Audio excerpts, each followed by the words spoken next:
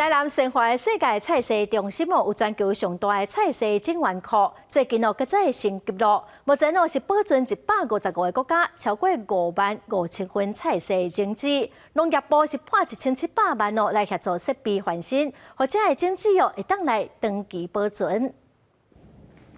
日去零下温度的整源库，超过55000份珍贵的种子拢收伫遮。这就是全球规模上大的菜色整源库——阿苏中心，就点台南生活。这起头对1970年开始收集，到2010年外交部赞助，才有今仔日的规模。农业部为着确保整源库发挥关键的功能，拨1700万经费来全面升级，库存量增加2.5倍，能源效能嘛提升，通应付日后气候变迁的挑战。我们整个能源的使用效能大幅的提升，我们的电耗降低了40%，对全球的碳排也是一个很正面的影响。经过这一次完整的翻新，我们把整个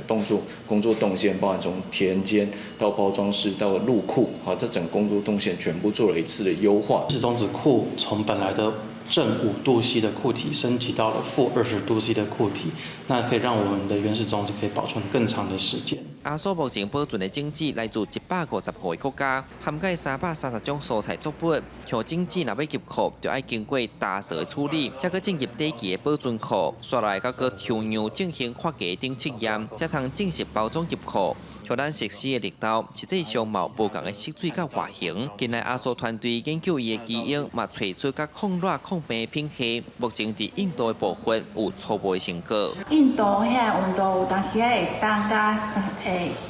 38度、37度，所以控热呢会当控热到差不多37、38度的温度。抗热